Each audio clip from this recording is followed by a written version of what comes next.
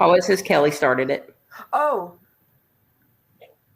I did not know that I just did that. That was not on purpose. No problem. It's loading. So it'll be done here in a sec. There we go. You're good now. I was messing with the chat controls. Okay. As long as it's working, we're Okay. good. I'm glad it's. I'm okay.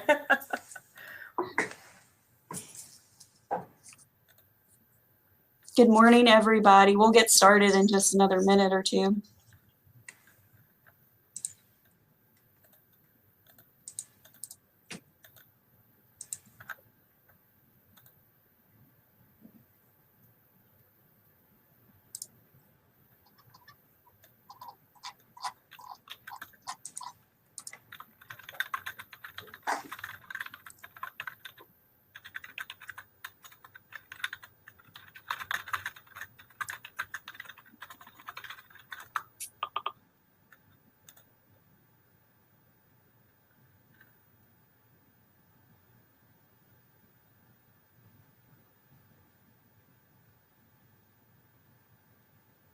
Okay, is the presentation showing up? Okay, good deal. Laura says it still says it's counting down for her. Oh, now we're there. Yep, there we go. Okay, great. It just means when the session's starting. So, but you're already live. Wonderful. Wonderful. Perfect. Well, it's 10 o'clock, everybody, so we're going to go ahead and jump right in. You are in the BOAT session, Building Open Attitudes Toward Success, and we are from Cape Fear Community College, and I just want to say what an honor it is to be here today. The summit 2 years ago was our first session we attended as a team together, so this is really special for us to be presenting to you all today.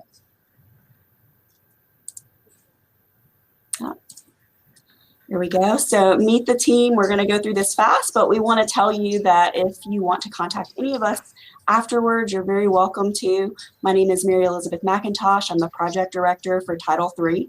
I also go by Emmy, and I'm joined today by my co-presenters, Tania Rodriguez and Kelly Tingen, who are academic success coaches. I am also being helped today by our moderators, Laura Montagano, who is our grant coordinator, and Brittany Buffkin, who is our data technician for Title III. Okay, so we are going to start off with burning boats, making waves at our institution. So whenever you make big changes, whether it's a grant, QEP, a new initiative on campus, you have to think of what are you going to give up in order to make these changes happen. So you can't really build something new without giving things up or changing things up along the way. So we're going to start with that in mind. Beginning of Title III, we use the term Title III and Office of Student Success interchangeably. Office of Student Success is kind of more it sort of determines what our goals are. It shows what our grant initiative is all about. It's a $1.9 million grant from the Department of Ed. It's a 5-year grant, and it was awarded kind of in the aftermath of Hurricane Florence, and we officially got started in 2019. So that's just a little bit about us. We'll go into a little more detail on this slide. So our grant goals include proactive advising for students. So that is degree planning appointments through our ACA 122 class. That includes academic success coaching for students on warning or probation. It includes our visa retention system, which has involved all curriculum students on campus, and then also financial literacy as well. And this picture was actually taken 2 years ago at the first summit that we all attended as a team, so I wanted to make sure we included that. Okay, so one thing that we had to change, or when we're talking about burning boats, is the idea of this whole walk-up only culture. Nobody is necessarily assigned or in charge of a student. So before, we did not have any assigned counselors to students. We didn't have any caseloads. Most of our students were assigned to the Academic Advising Center as their advisor. So all of our college transfer students, they didn't have an individual person. It was all just here's the advising center, and colleague was listed as their advisor. And it was very much when you need something, you just walk usually to a line in a hallway, and then whoever's available will help you. So we moved to a care team model under the grant and under Aviso, and we call this the Sea Devil Success Team. So every student is now assigned an academic advisor. Every student now has a counselor. Our probation students have an academic success coach. We also started assigning financial aid coordinators, and then of course other faculty and staff who help students along the way.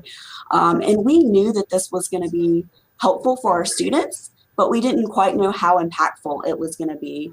I'll give you an example. Whenever we have to change staff, somebody leaves, somebody moves to a new role, we have to notify, or the advisor will notify their students and say, okay, I'm moving on to another role.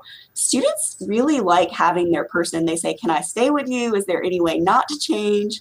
So it makes a very big difference to our students to have that care team model and to know that there's a person that they can trust and go back to.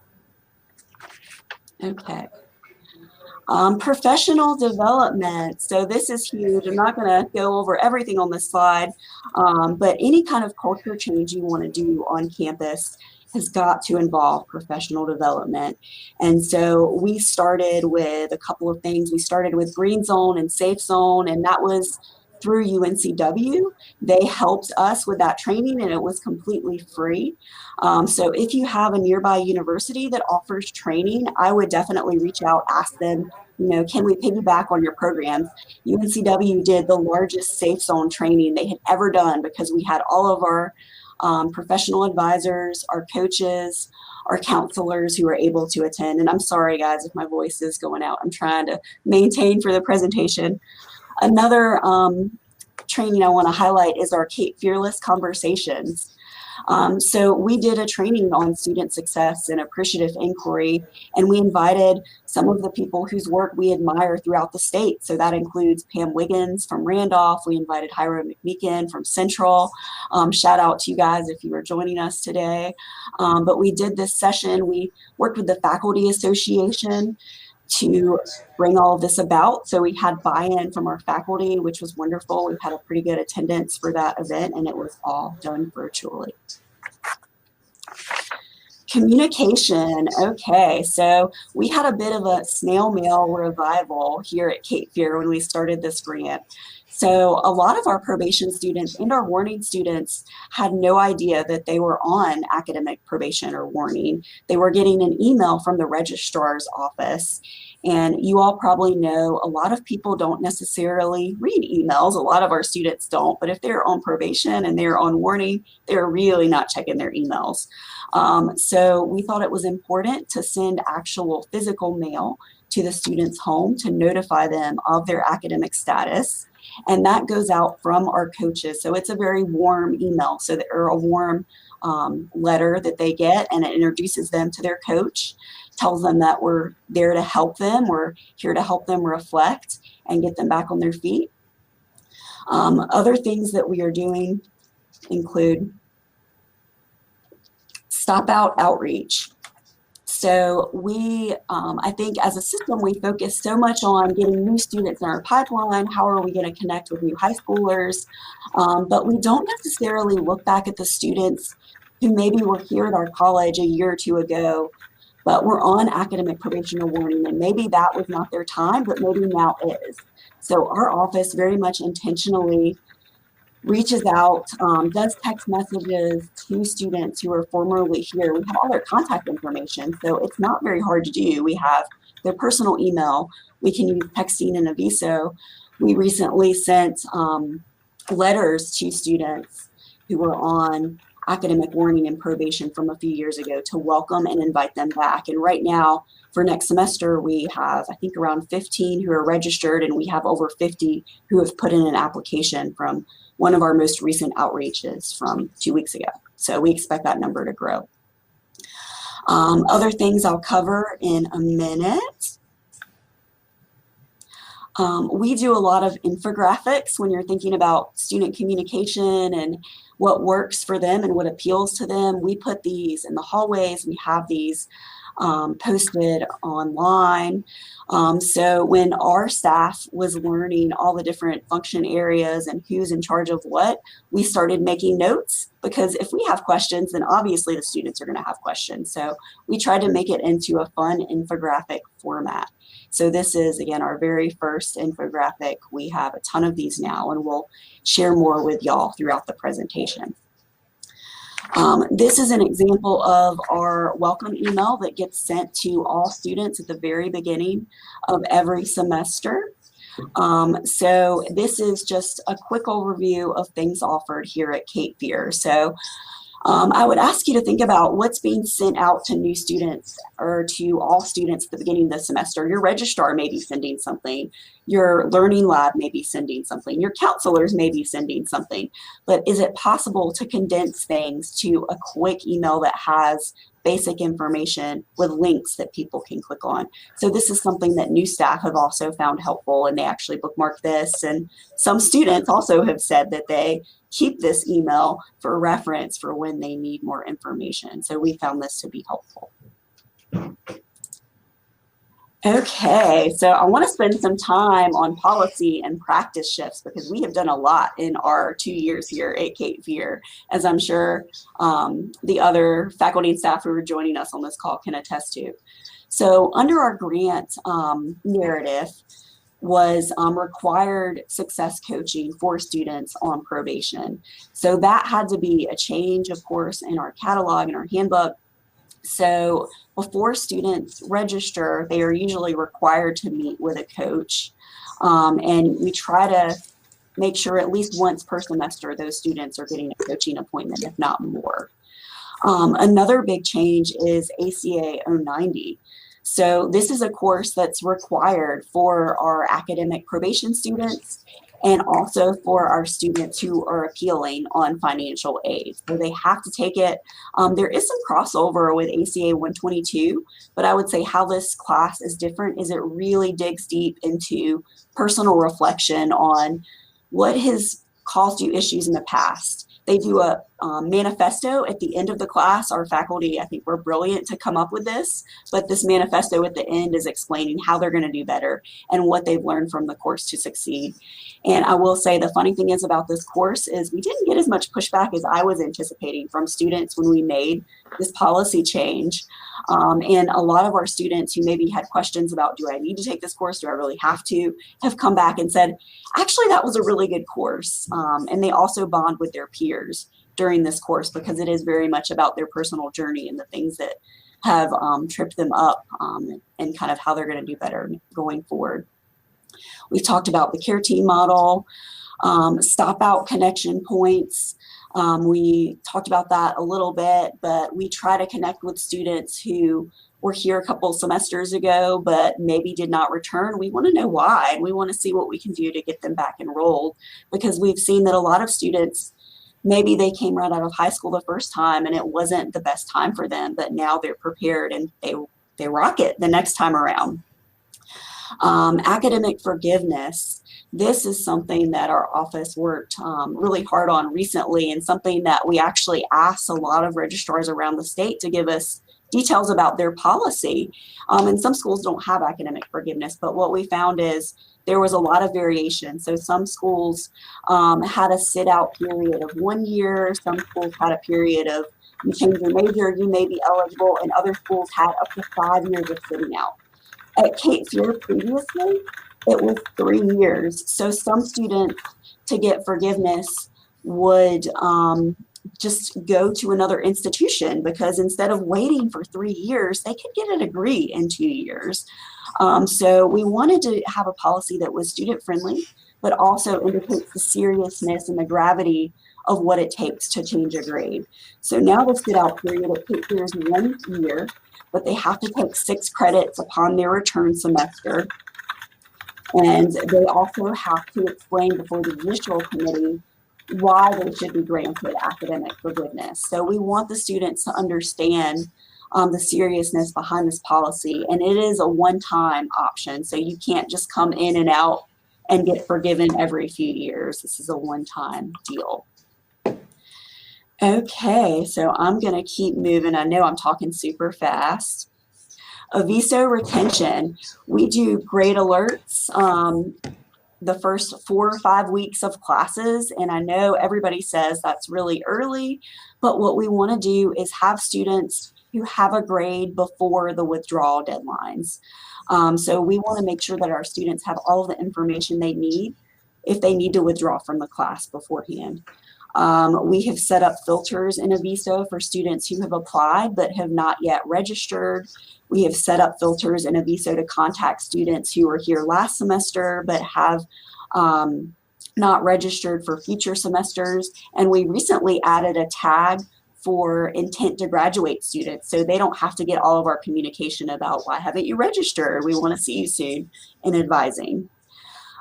Scheduled meetings, I alluded to this earlier, but this has been a huge game changer to us. And coming from a small institution, when I came to Cape Fear, looking at our advising office and looking at our counseling office, to me, it looked like every day was registration day. You had lines just down the hallway, people just coming in and waiting sometimes for an hour to see an advisor. Now we have through Aviso a more scheduled system. So students make their appointment, they know what time it is. Often because of COVID, it's been virtual. So they don't have to wait in the lines, they can get the help they need. And then this has also worked well with our caseload model because they schedule with who they're assigned with. They don't just schedule with whoever's available and have to retell their story to 5 different people. Texting, two-way texting has also been a game changer. Our other system through marketing only has a one-way texting component, so we can send things out, but we don't hear back. But with texting, we can really meet students where they are, which has been amazing. Predictive analytics, we are just beginning to scratch the surface of this at Aviso, but I anticipate we're going to be doing more with this in the future. Reports with Aviso, we run those all the time. So I know this has been super fast, but I'm going to go ahead and turn it over to Tania for the next section. Good morning, everyone. Like Mary Elizabeth said, my name is Tania Rodriguez, and I am one of the success coaches here at Cape Fear. And this section of the presentation is going to focus on the integration of the things that Mary Elizabeth highlighted as far as our plan for success coaching. And so to go along with the metaphor of boats, this is the building boats section. Next slide, please.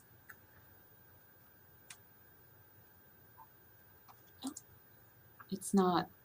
I clicked it, I promise. Okay. There we go. There we go. Let's go. So we know that based on each college's needs that they either will or have integrated coaching differently, but we're going to share how we chose to implement it and later on the outcomes of our initiative. So as it was mentioned before, every student has an assigned counselor and advisor, also known as their student success team. And then students who are on probation will also have an assigned success coach. And the way that we do it now, since it's just 2 of us, is that Kelly and I split the alphabet. So I have A through K, she has L through Z, and they're just assigned that way. But a lot of times we just meet with, the first available coach, if that works best for the student. While the offices are distinct, there are some shared practices. So as a best practice that works for us, we try and get as much done as possible in one meeting. So usually after we explain the details of their academic status and how we can help, we kind of ask some open-ended questions to see what it is they need to prepare for either the remainder of a current semester or to get prepared for the next semester. And so whether that be application assistance, registration, we try and get that all done. And then if we do have to refer, we try and do it as a soft handoff. So if they are meeting us in person, we walk with them to the office, or if we are meeting with them virtually or over the phone, we provide them with those resources immediately, either in the chat or in a follow-up email. And if time allows, follow up to make sure that they were able to reach those resources. Next slide.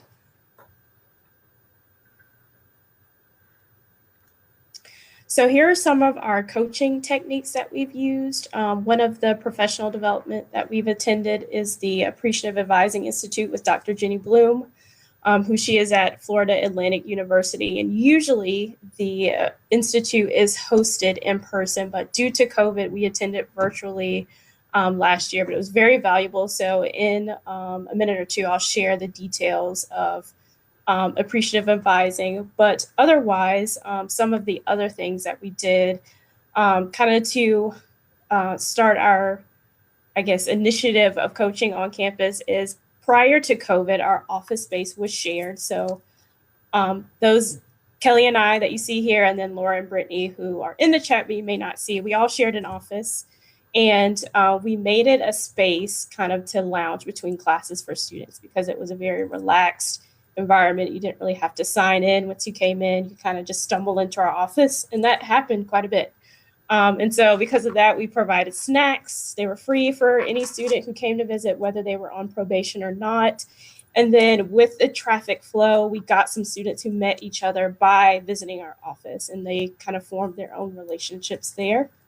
And we also, because of the sensitive nature of some things we had to discuss, we wanted to make sure the office was a safe place for them to share things. So even though it wasn't private, we still made it a way to where they could share those things. Or if there was something sensitive that students wanted to share, we always gave them that option to go into another room. A lot of the other faculty and staff did a wonderful job of having a space carved out for us if we needed it. Another thing we did was in classroom visits before COVID, trying to bring that back now.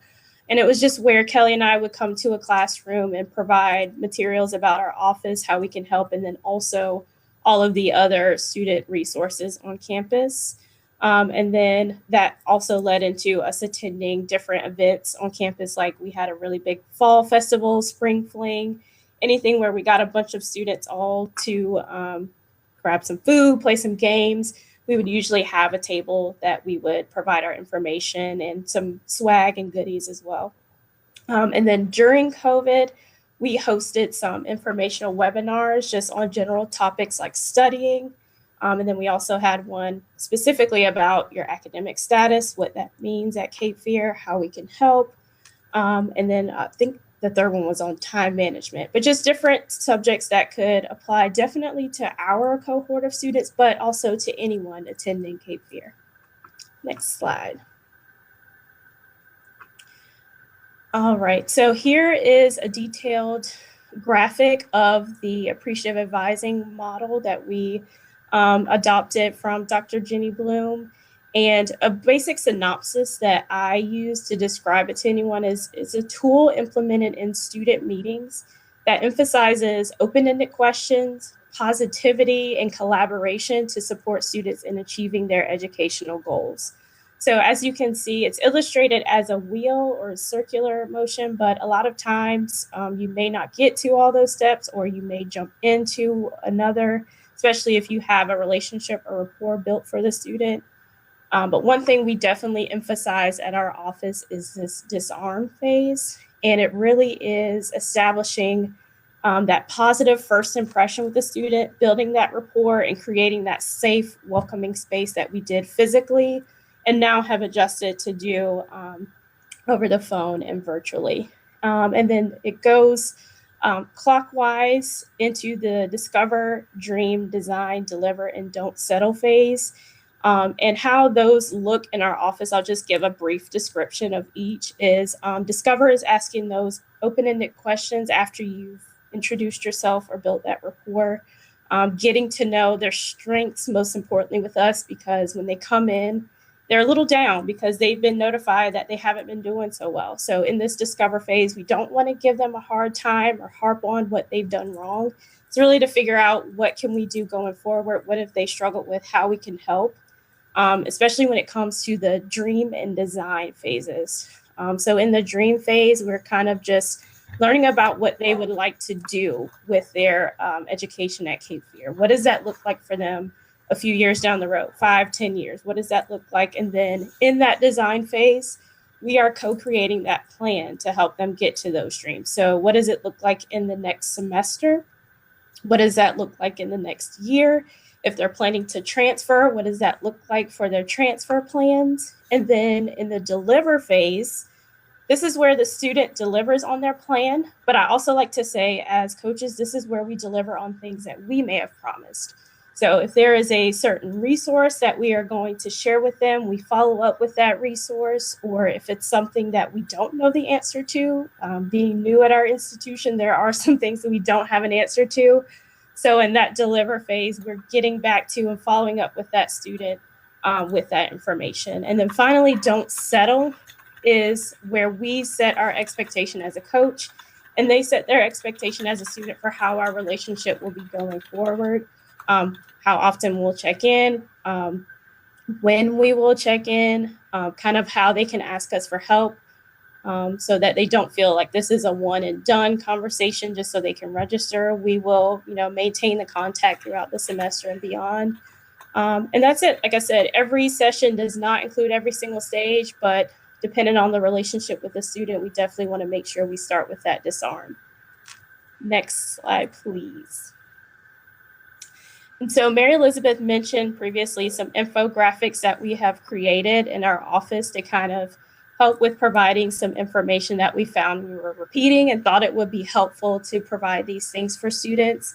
And so the information displayed on this slide is examples of a infographic we made for study tips and another for learning about your academic status and how you can bring up your GPA.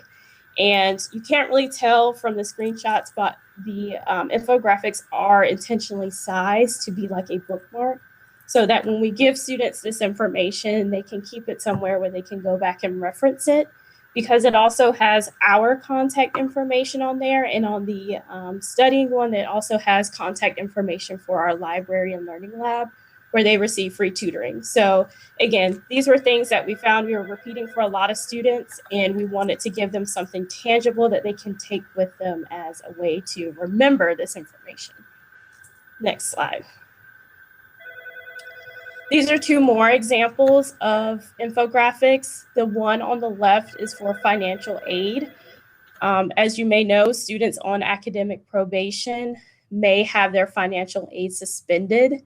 So this infographic briefly explains why that may have happened and then what they can do to have their financial aid given back, potentially with the appeal process. And then it also provides some information on the application we use for the financial literacy part of our grant, which is called Which Way. And then on the right, the Power Up graphic is an acronym. Obviously, we love acronyms here, Power Up, BOATS. And it's used to help them remember some important tenets of time management and how they can split that up effectively. Next slide. And finally, we have created a Padlet, which if you've never seen a Padlet before, this is a screenshot of it, and it's really just a digital bulletin board that can house different information. And we use this during COVID as a way to post all of our infographics and webinars in one space. So you'll see all of the infographics we've created are there. All of our webinars that have been recorded are there. And then it also provides an opportunity for students, if they wanted to directly comment or question on anything on here, they can do that. And we can answer that for them. So it's a really cool tool if you've never seen it before. If you receive a copy of the presentation, the link in there will send you directly to our Padlet as an example. Next slide.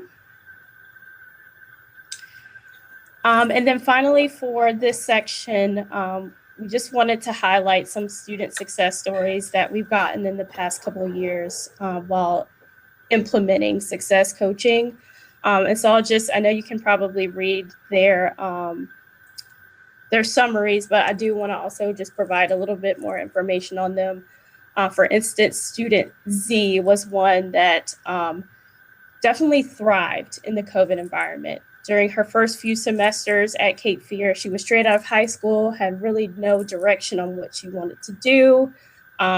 Definitely brilliant, but was just struggling with the aspect of college. And once COVID started and she got her online classes, she kind of set her own schedule. And from there, she excelled. As it says on there right now, she is maintaining, I think, over 3.5 GPA and is on track to apply to a couple of our competitive health science programs. She's leaning towards the dental hygienist or dentistry field. So yeah, she's been keeping in contact with us pretty regularly ever since her GPA has been in good standing. Same with student D. She recently or will be graduating this August from the Associate in Arts program. And she started off rough because she was working full time. She was a mother to very young children, so it was hard for her to prioritize school. But with some success coaching, with some adjusting her schedule to work for her, she has brought that GPA up and is graduating this summer and is planning to either transfer to a four-year institution or apply also to a health science program. Student J is an example of a student who has seen progress, but it isn't in the way that you would normally measure it with grades or GPA. So he came into our office after being notified, and through just maintaining that relationship, literally visiting our office every couple of weeks, if not a couple times a week, we got him into the routine of just staying on top of his grades, maintaining contact with his instructors. And this student was an example of one that we referred to a student resource office like Career Services, and he has maintained employment with a job that he received through Career Services. Student N was not a part of our target audience. He was an example of a student who stumbled into our office, and through that, he visited us regularly, came in and asked questions, just got support for different things. And as a result of that, or we like to say as a result of that, he transferred from Cape Fear to Yale University. And lastly, student H is a current student who's a longtime student at Cape Fear who has struggled to complete their associate's degree. And so another example of success looking different for each student. This student has seen progress with passing classes in the semesters that she's taken because that was something that the student struggled with. And now she is one semester, one class away from receiving her associate. So again, just measuring and celebrating, most importantly, the successes at every step for each student. And obviously, they share that with us and we see those results.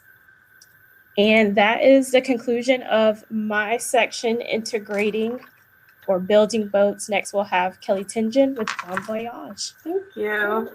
I'm going to kind of provide some conclusion to the many things that Mary Elizabeth and Tania have shared about some lessons we have learned, things that we're still trying to improve upon, challenges that we still face as a success office, and then hopefully some helpful advice for anyone who is in the process of integrating this at their institution or hoping to start a success initiative at your community college.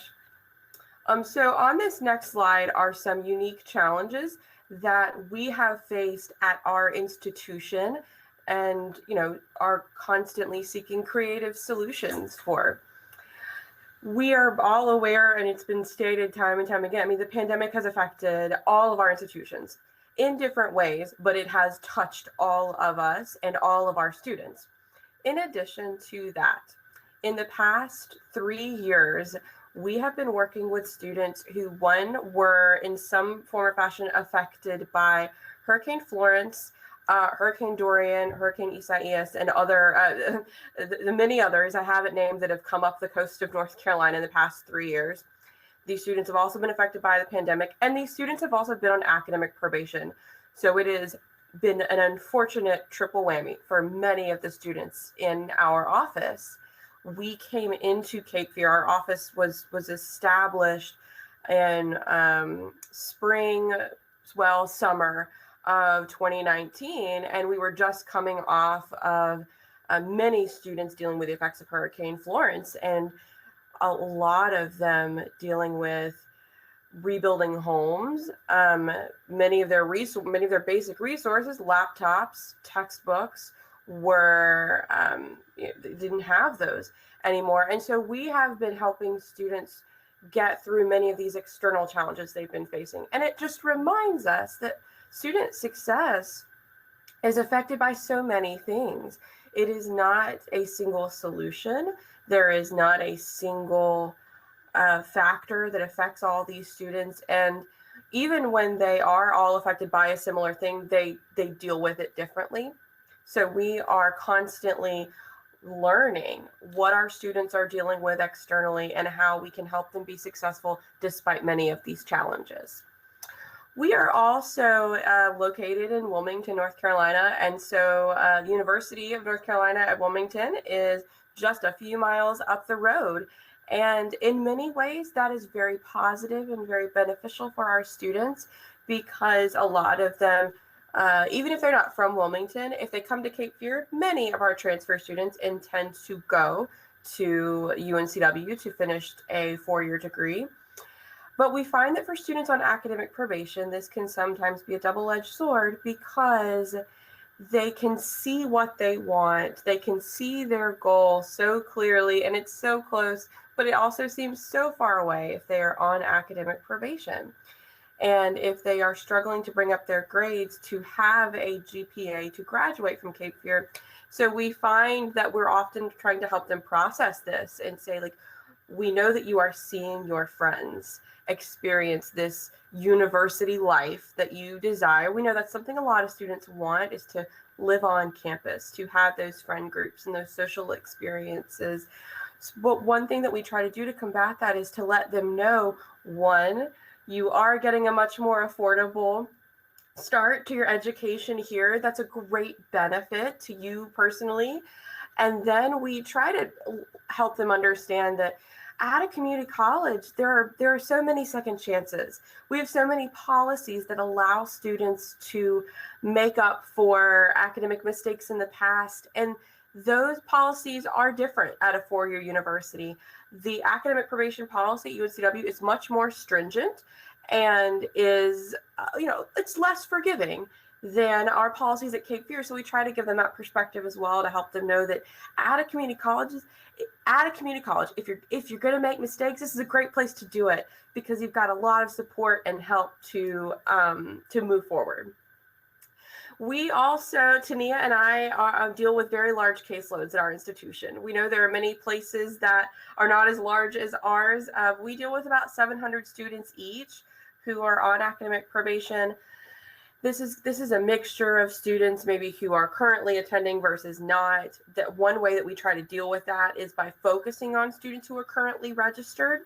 We do that aggressive outreach to students who are not, but we try to find strategies for getting to know our very large caseloads as personally as possible.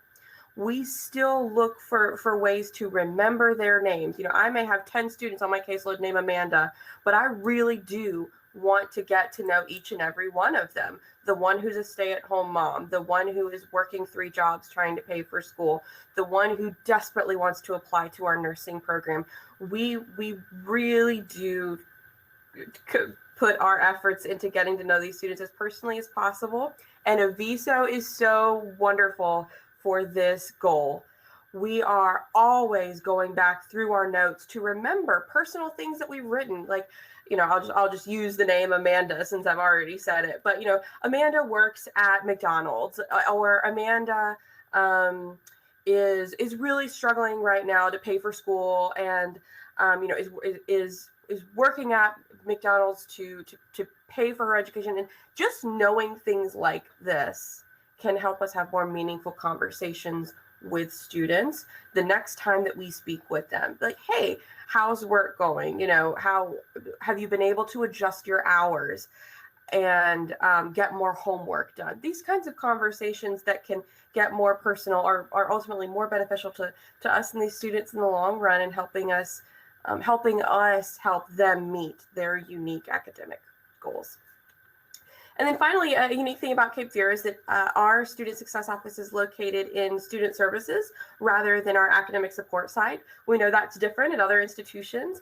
And so for us, uniquely, we're always looking for a way to bridge our student services and academic support.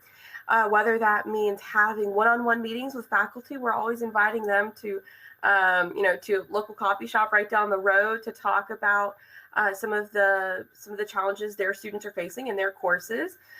We, like Tania said, visit classrooms regularly and do our best to make sure that we are knowledgeable of what's happening on the academic side, to make sure that we have a holistic understanding of the experiences of our students.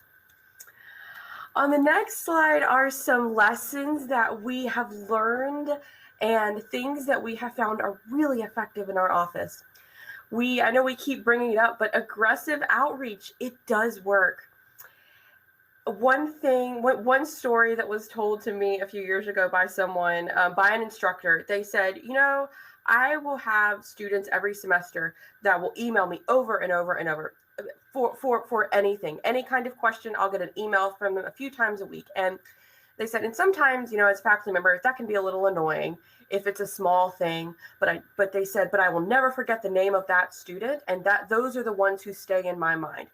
And I think that is also true of our aggressive outreach to students, is that they may feel once in a while, I'm getting another letter from Cape Fear, I'm getting another email, but we are putting our office and our intentions in their mind so that they know someone is out there who cares about their academic goals. And so we make that known through lots of different ways. We also prioritize, like I've said, these steady relationships, not only with students, but with other faculty. Because if faculty do not have buy-in, if they are not convinced of what we are doing as a success office, then that is another hurdle for us to confront.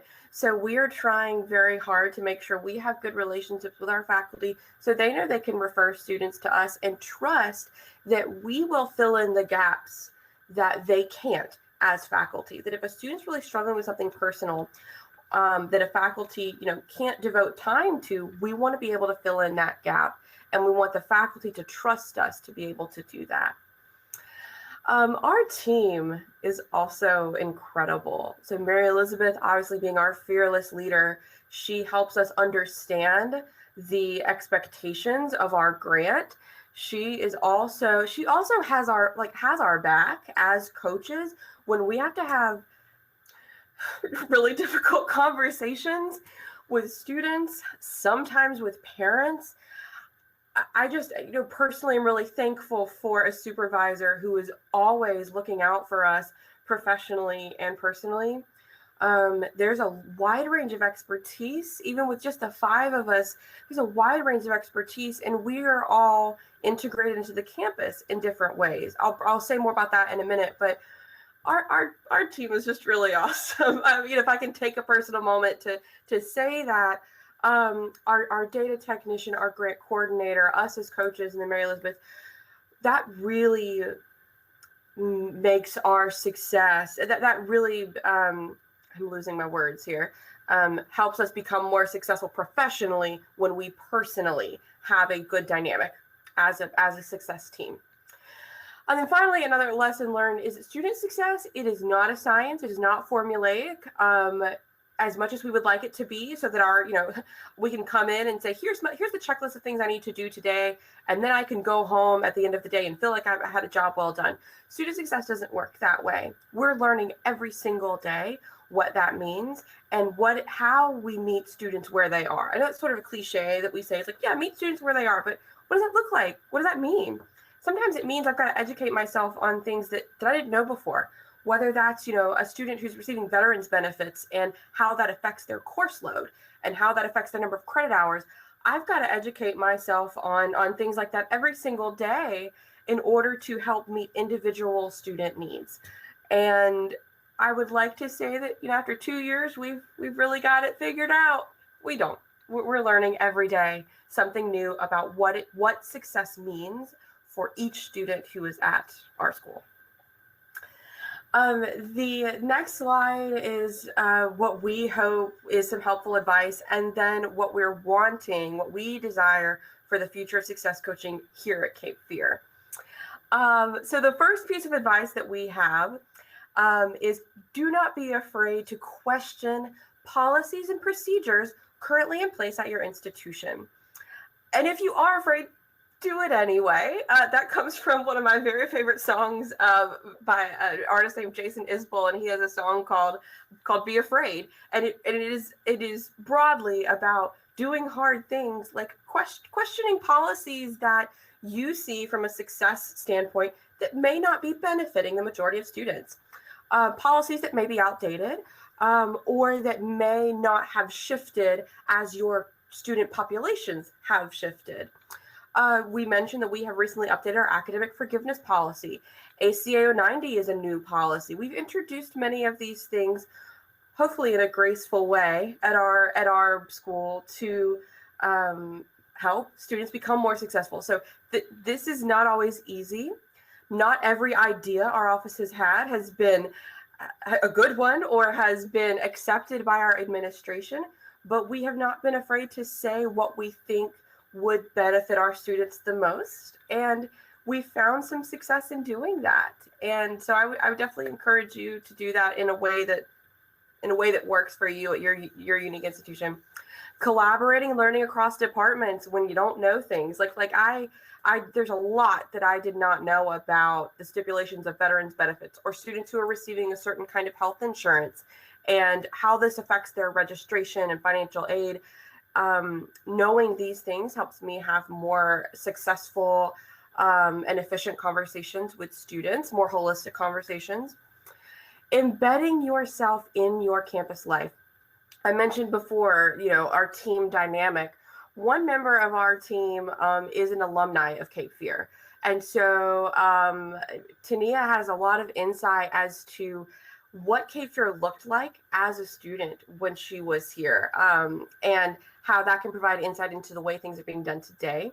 We also have another member of our team who is a lifelong student and sees things from a student perspective in the way she communicates with faculty, in the way that policies affect her learning experience. And then I myself am an adjunct faculty member in the humanities department here, and I can provide insight into our Blackboard system, policies that faculty incorporate into their classrooms, syllabi, things like that. Having these different layers of expertise really helps our team serve our students better. For the future of success coaching at Cape Fear, we do understand that this is contingent upon the continuation, not upon the continuation, but on the expiration of our grant and how we may continue this work, what that looks like uniquely for us when our grant funds are, have expired. We obviously hope that we can continue this work, and we'll learn what that looks like when that time comes. But we hope that we can provide these services not only to students on academic probation, but beyond that, first-year students. We hope to be able to continue this work at Cape Fear, but we're going to be waiting on the expiration of our grant to see what that looks like uniquely for us. I hope I provided enough time for us to answer some of your questions. Thank you to those who've put some questions in the chat so far. Laura and Brittany have done such a great job at fielding some of them. But we do have a few extra minutes if you'd like to add them in the chat. Please feel free to look at our Title III Success Office webpage on the Cape Fear website.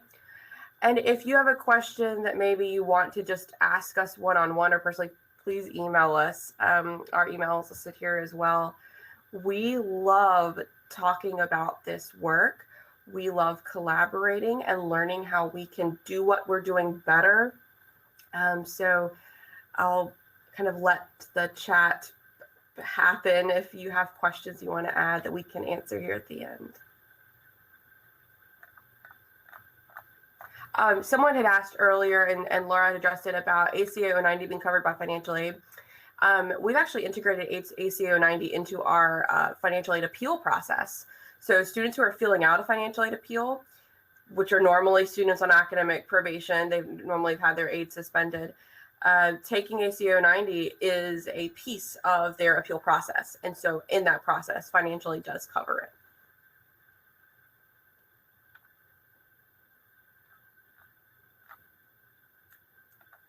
There's a question I see about creating the initial relationship with students. I guess both of us can answer, because I don't know if you can tell from the presentation, but our personalities are kind of different. So we do it in different ways. And obviously you would adjust it to your personality or your communication type. But, of course it has changed with the COVID environment, but the initial meeting is just introducing ourselves. So we try and is welcoming, as friendly as possible, because when students are referred to us, it is not always a good thing because they are interrupted from their usual process of registering for classes or going to see an advisor. So we try and lighten the mood a little bit, whether that be with just like over the summer, I've been asking them, have you done anything fun over the summer? A lot of them are working. So I ask where they work, how's that been? And it's easier, I would say, face to face, and then over the phone, same questions I ask. It's just, again, different because they're over the phone. Or one of my favorite things has been if we're doing a Google Meet or a virtual chat, if we see something cool in the background, like a pet or a child or just some really cool artwork, we kind of inquire about that. And it's really just breaking that defense down, because a lot of them come to us with that, like, I'm not a bad person, I promise. I'm not a bad student. I just want to keep taking classes. And we let them know, like, hey, we're not here to give you a hard time or, bring the hammer down on you. We really just want to get to know you. So that helps a lot.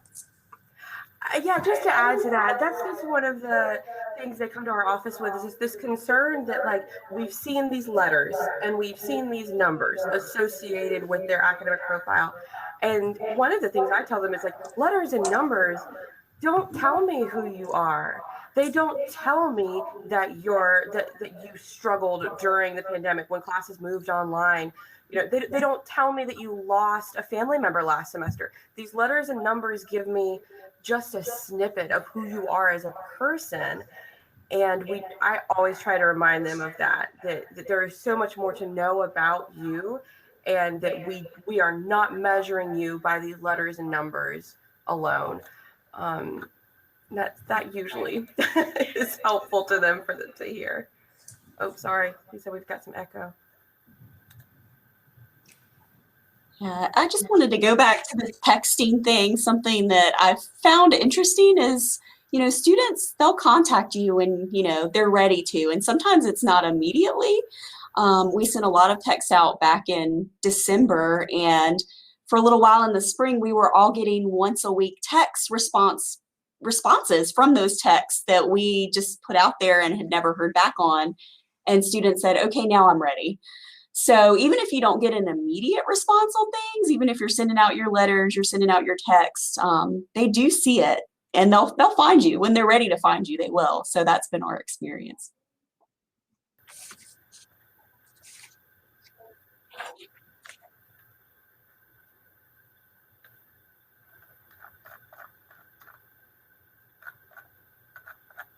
Just looking to see if there were any other unanswered questions in the chat.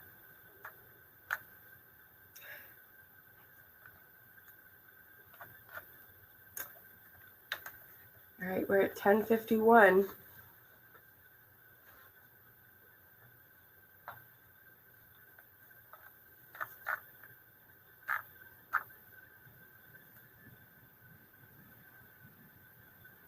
I'll answer one last question, if that's okay. Somebody said, do you have GPA or other requirements to request an academic fresh start?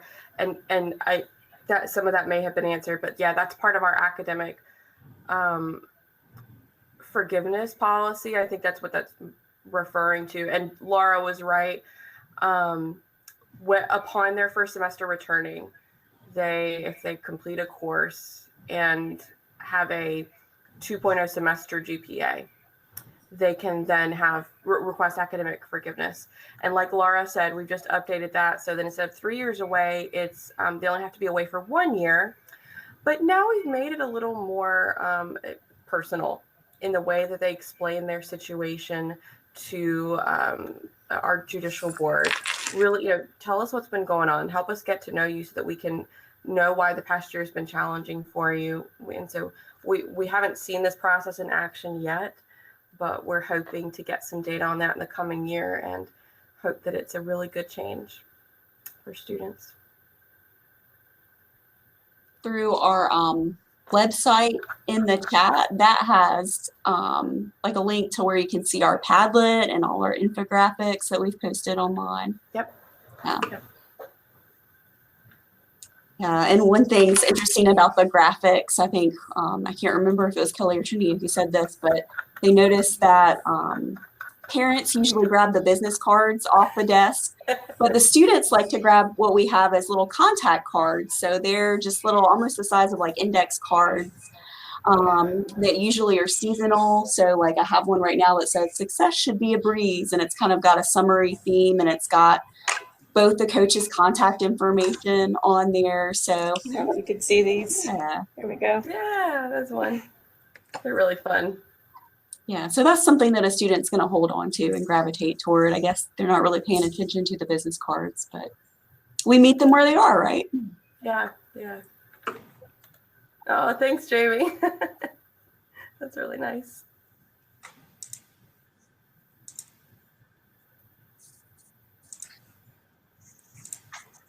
Yeah, and I guess going back to the Aviso stuff, one thing we started doing recently is, well, for a long time, we've had outreach based on students who are struggling.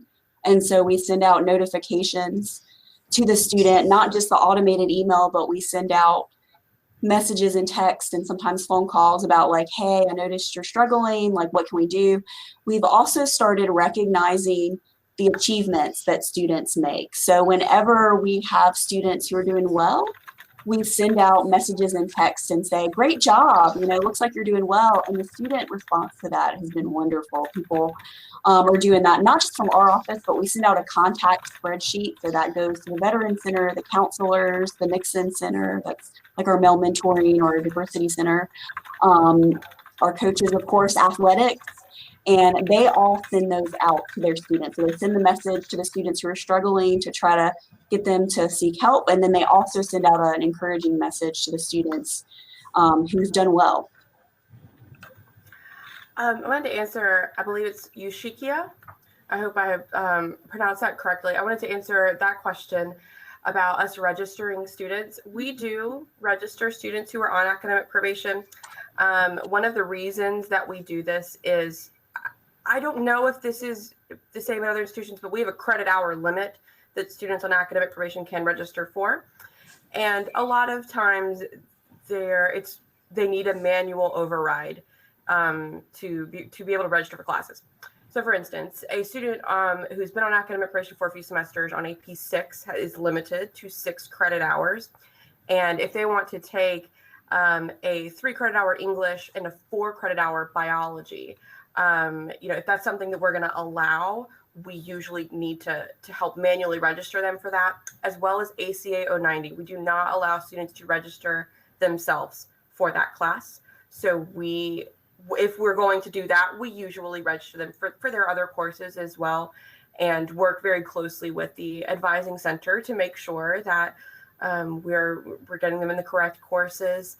So that is another thing that we have started doing to make the process more efficient, and we don't have to ping pong them back to various offices.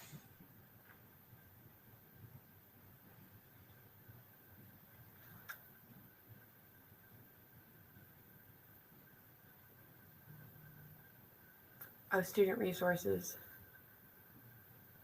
That's on our main website. So the same website that anyone would access if they aren't a student, that would be housed there. And to keep it current, I think do we have a designated web designer? I think we do. Yeah. And we send them the information. Aaron is, but we can update our Padlet anytime, right? Mm-hmm. Mm-hmm. Yep, that's by us. And we usually will just email our communications office if information is outdated. Much of the information, though, as far as policies are, for right now, are pretty static. Yeah, I don't think we have updated our academic forgiveness policy on the website. I've been working with marketing on that. So if you're looking at it and it's looking a little different, that's probably the reason. Yeah, it will be updated. I think they just released or getting ready to release our 21-22 catalog, and the academic forgiveness policy is in that.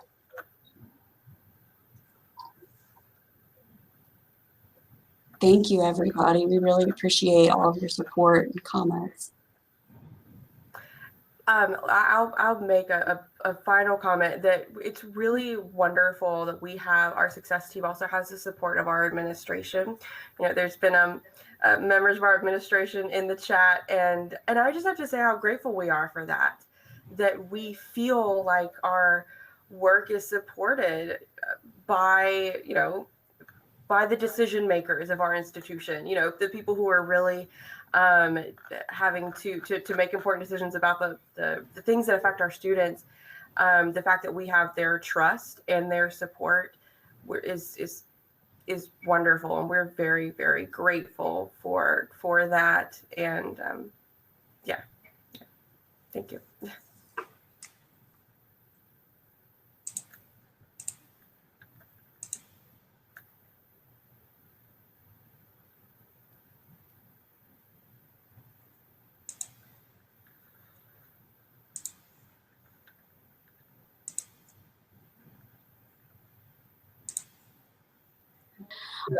I know another session is going to start soon, so I just wanted to say a final thank you for attending, and thank you everybody for your questions and comments and support. And we look forward to talking again soon.